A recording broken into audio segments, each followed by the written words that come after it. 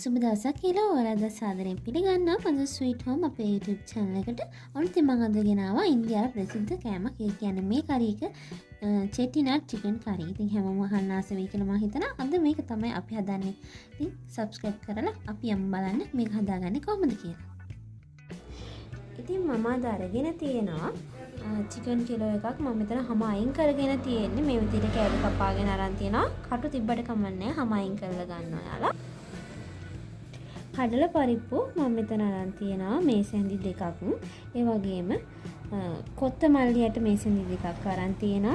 සූදුරු තේ හැඳි එකමාරයි මාදුරු තේ හැඳි දෙකට ආසන්න ප්‍රමාණයක් තමයි මම මේ අරන් තියෙන්නේ.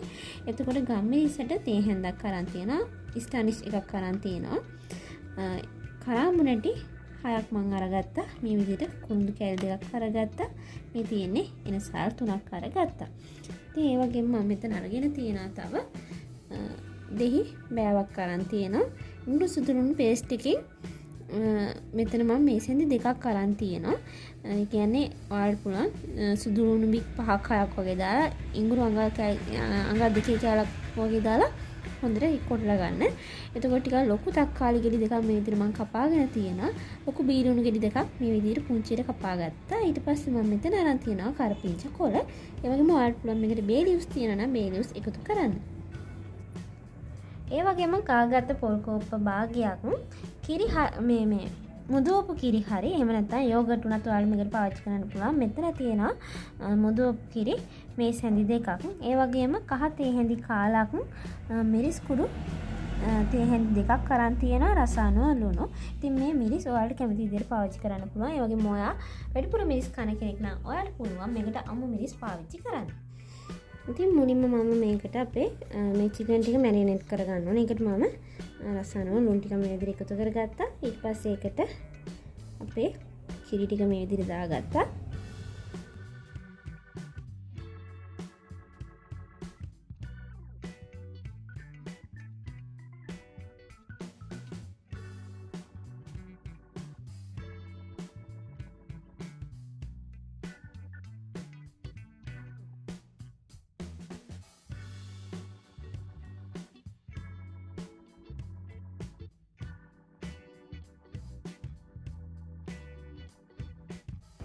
ඉතින් දැන් අපි මේක හොඳට සීසන් වෙන්න පැය භාගයක් විතර තියාගමු.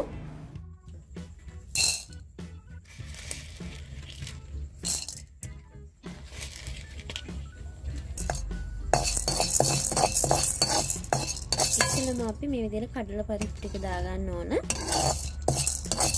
ඉතින් ඔයා ගාව උඳුවට තියෙනවා නම් ඔයාලට පුළුවන් මේ මිනිට උඳුවට මේ සෙඳ දෙකක් එකතු කරගන්න.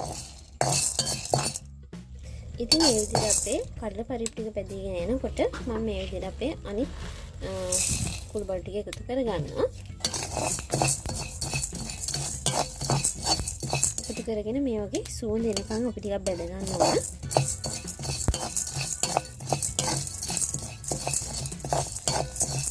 මම ගාව කුරුඳු කොලයක් තියෙනවා. ඒක මම මේකට එකතු කරගන්නවා. ඉතින් ඔයාලට බේ ලිව්ස් තියෙනවා නම් බේ ලිව්ස් එකතු කරගන්න පුළුවන්. ඉතින් මම ගාව තියෙන බේ ලිව්ස් එකක් නෙමෙයි අමු කොලයක්.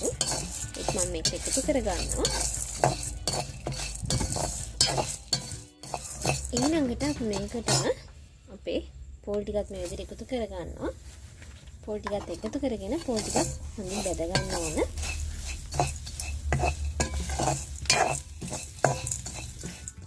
ඉතින් මෙන්න මේ වගේ අපේ මේ පොල් ටිකත් මේ විදිහට බැදිලා දැන් පොල් ගොඩාක් කළු වෙන බදින්න එපා. මේ විදිහට රන්වන් පාට වගේ වෙනකම් බැද ගන්න. ඒ වගේම මේ වෙලාවට හොඳ සුවඳක් එනවා. ඉතින් මම දැන් මේක ලිපෙන් බා ගන්නවා. බාගෙන මේක හොඳට නිමෙන්න තියන්න ඕන.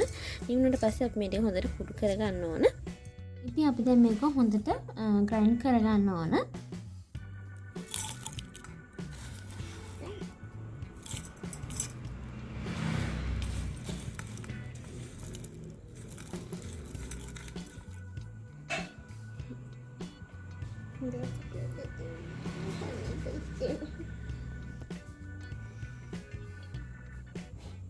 ඉතින් අපි දැන් මේකට වතුර ටිකක් දාලා මේක පේස්ට් එකක් වෙනකම් ආයෙ අඹර ගන්න ඕන.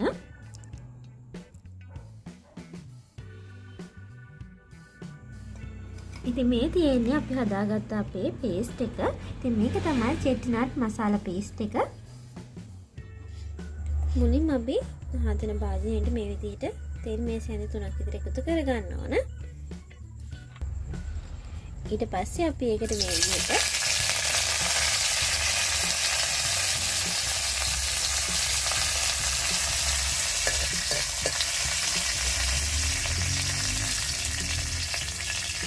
කරපිංචා ඒ වගේම පොඩියට කපාගත්ත ලුණු ටිකක් මේ විදිහට දාගන්නවා.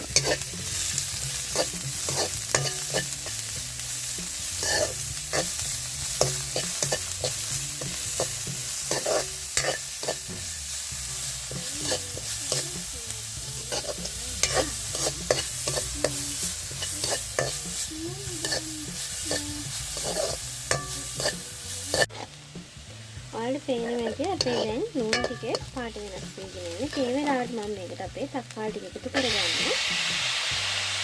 ඒ වගේම මිරිස් පොඩි ටිකක් මම මේ වෙලාවට ගන්න එකට එකතු කරගන්නේ. ඔයාලා ගොඩක් කරගෙන නම් ඔයාලට පුළුවන් මේකට වැඩිපුර මිරිස් එකතු කරගන්න. ඒ වගේම අර දැන් මෙන්න මේ වෙලාවට ඔයාලට පුළුවන් කපාගත්ත හමු මිරිස් තුනක් මේකට එකතු කරගන්න.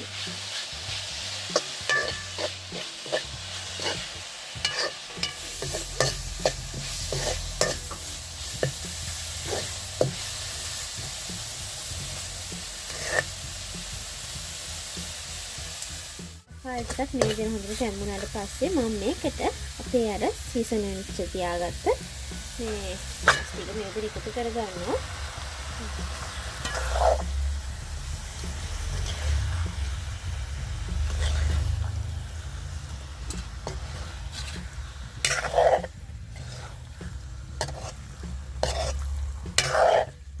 අපි මේක ටිකක් තැම්බෙනකම් මේ විදිහට විනාඩි 5ක් 6ක් විතර කවලම් කරගෙන ඕන.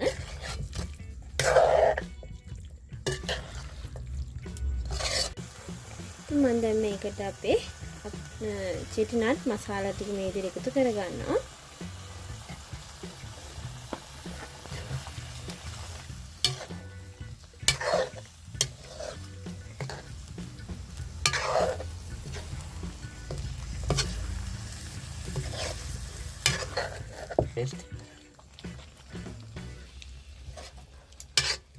මම දැන් මේක මේ විදිහටම ටිකක් තව ටිකක් තඹ ගන්නවා.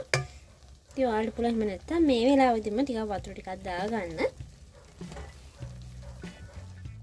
ඊට පස්සේ මම මේකට වතුර ටිකක් එකතු කරගන්නවා. ඉතින් මේ වතුර එක මේ අර ග්‍රයින්ඩින් කප් එකේ තිබ්බ වතුර ටික මේ ඒ මසාලා පේස්ට් එක ඒ ටික හොදලා ගන්නයි මම මේ ගත්තේ. ඒ වෙන වතුර නෙමෙයි. ඊපස්සේ මම මේකට තව මේ විදිහට වතුර ටිකක් දාගෙන මම මේක හොඳට තඹ ගන්නවා.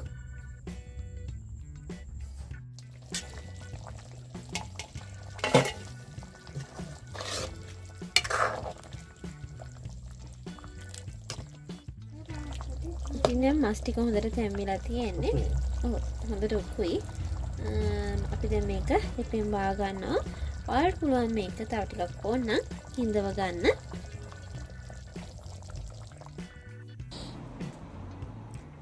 ඉතින් මේ තියෙන්නේ අද අපි හදාගත්ත අපේ රසම රස චිකන් චෙටිනාඩ් එක. එහෙම නැත්නම් චෙටිනාඩ් චිකන් කරි එක තමයි මේ තියෙන්නේ. ඉතින් චෙටිනාඩ් විදිහට යාලා හදන එක කරි වර්ග තියෙනවා. ඉතින් මේ තමයි යාලා චිකන් හදන විදිහ. ඉතින් මම හිතනවා මේ වීඩියෝ එකත් ඔයාලට ගොඩක් වැදගත් වෙයි කියලා. ඉතින් ඔයාලා බලාවේ සමහරවිට ඉන්ටර්නෙට් එකේ තියෙනවා රතු පාටයි. අපේ එකයි දුඹුරු පාට කියලා. මොකද ඔයාලා දන්නවා ඇති ඉන්දියන් ඒ වගේ පාකිස්තාන් ඒ වගේ කට්ටිය පාවිච්චි කරනවා කාශ්මීරි රෙඩ් චිලි කියන්නේ මිරිස් කුඩු జాතිය කාශ්මීරි මිරිස් කියලා. ඉතින් ඒක ඇත්තටම යාලා පාවිච්චි කරන්නේ ගොඩක් වෙලාවට යාලගේ මේ වෑංජන වල එන පාට රතු පාට වැඩි කරන් තමයි යාලා කාශ්මීරි ඒ මිරිස් එක පාවිච්චි කරන එක නිසා අර අපේ අර සැර නැති මිරිස් එක තියෙන අවර මිස් අන්නේ මේ අවරනේ වැරණිය මිරිස් තියෙන අන්නේ වගේ ඒක සැර නැහැ. නමුත් මේ ඒකෙන් පාට එනවා. ඉතින් ඒක නිසා එයාලා ඒක දැම්මට පස්සේ ඒක මුන්ට රතු පාට එනවා. ඉතින් රතු පාට ආස කිලින්නම් ඔයා කැමති නම් විතරක් මේකට කලරින් දාගන්න පුළුවන් සාමාන්‍යයෙන් රෙස්ටොරන්ට් වල වගේ නම් එහෙම කරනවා සාමාන්‍යයෙන්. මොකද එතකොට මේකට හොඳ පාටක් එනවා රතු පාටට.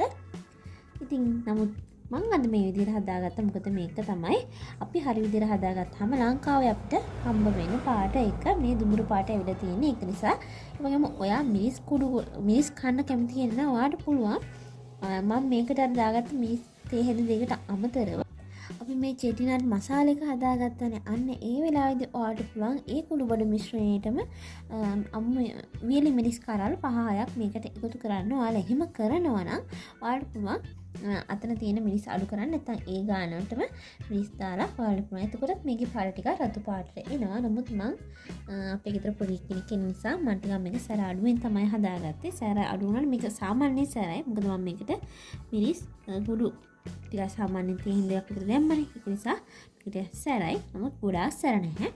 ඉතින් ඔයාලත් මේක හදලා බලලා රස කොහොමද කියලා පහලින් කමෙන්ට් එකක් දාන්න. මම හිතනවා මේ වීඩියෝ එක වැදගත් වෙයි කියලා ඔයාලට. ඒක නිසා ඔයාලා මේ වීඩියෝ එක කැමති නම් පුංචි ලයික් එකක් දාන්න. තවත් කෙනෙක්ට බලන්න වටිනවා කියලා හිතනවා නම් ෂෙයා කරන්නත් අමතක කරන්න එපා. අපි ආයෙත් රස වීඩියෝ එකක් හම්බෙමු. ඔයාලට සුබ දවසක්. එතකොට අපි subscribe කරලා දිගටම නැදෙන්න ඉන්න.